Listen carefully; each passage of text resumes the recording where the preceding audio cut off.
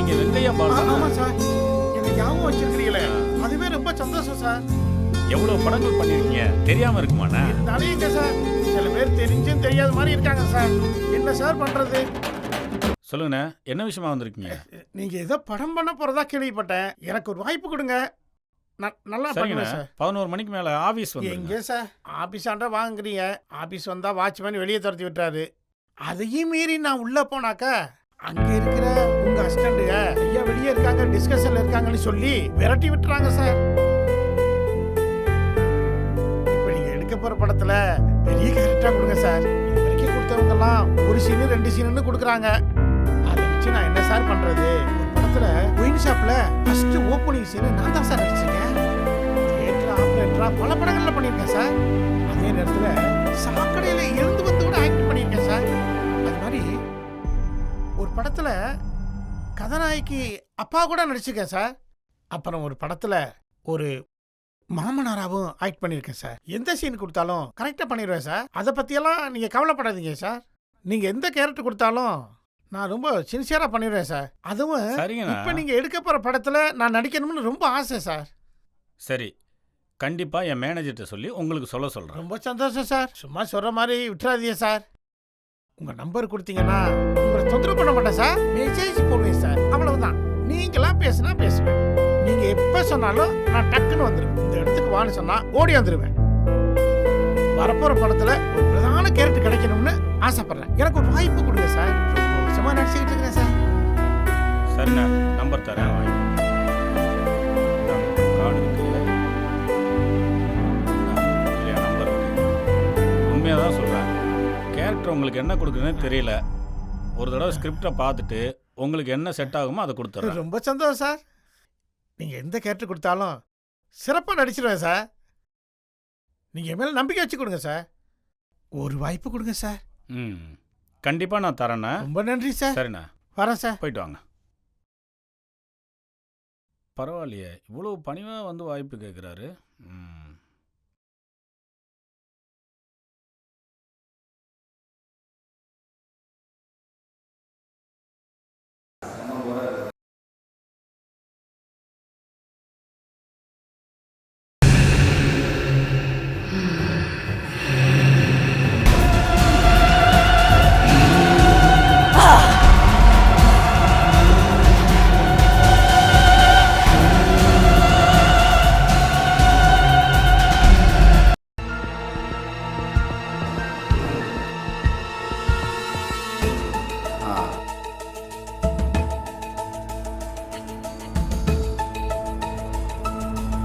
என்ன சார் தூங்கலையா?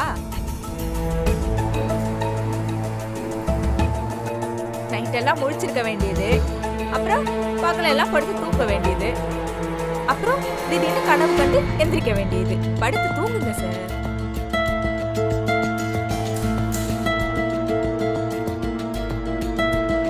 பால் ஏதாவது எடுத்து வருவா சார்?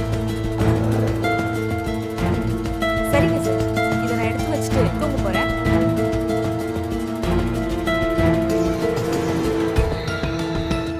Okay sir.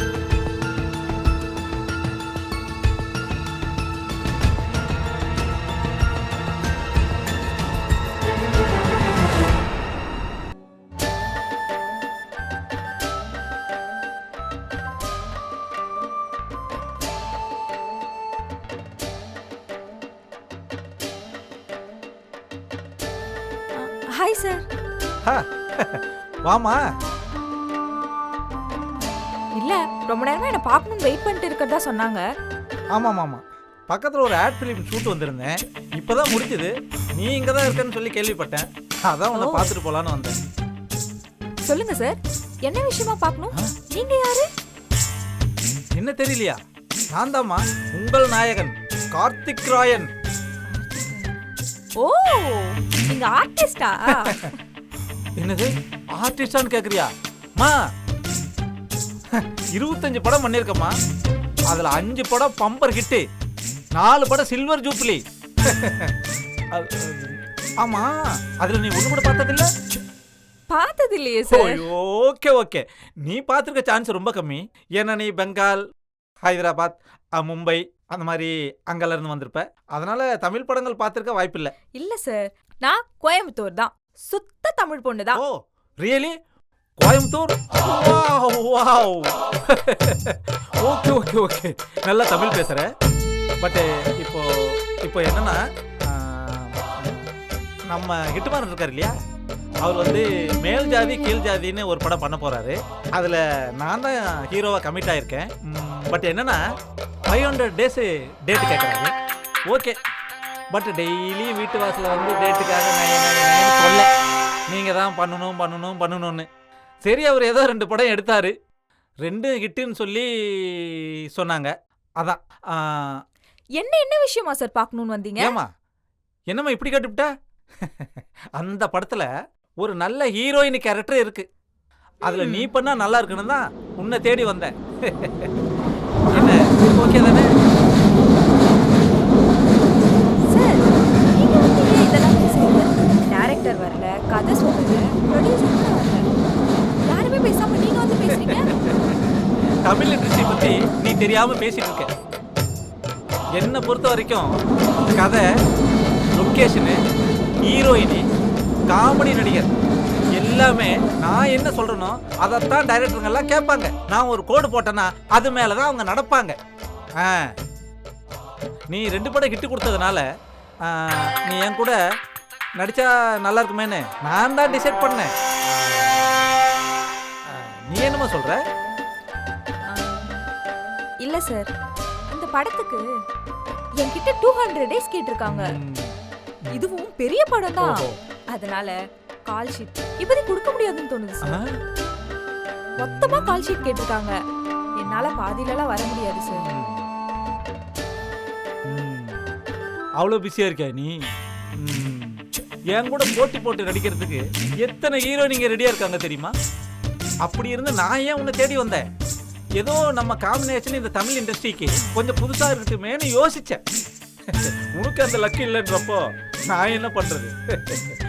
சார், மற்றவங்களை பற்றிலாம் எனக்கு தெரியாது சார். ஏன் டேட் இப்போதைக்கு இல்லை, அதனால தான் சார் சொல்கிறேன். சாரி சார், ஷார்ட்டுக்கு டைம் ஆயிடுச்சு, கிளம்பணும். Okay bye sir. ஹலோ, என்னம்மா நான் சொல்கிறத கேட்டு?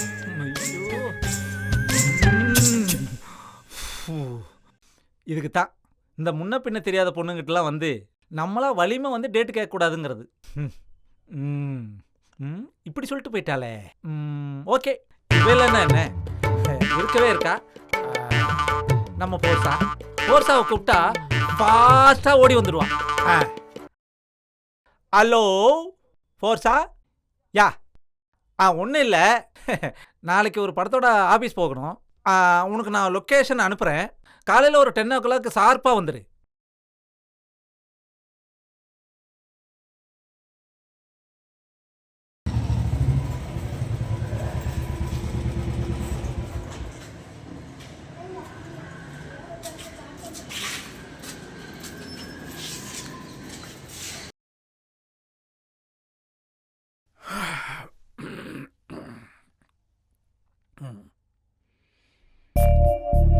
மகா மகா மகா மகா மகா, ஆளை காணோம். மகா மகா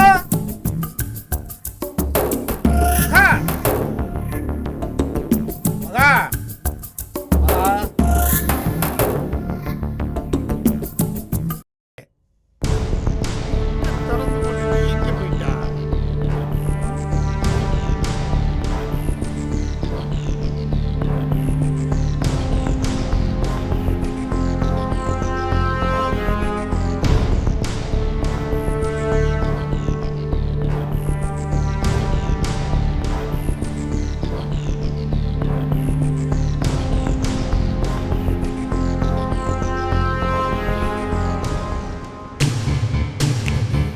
போக மாட்டேங்குது.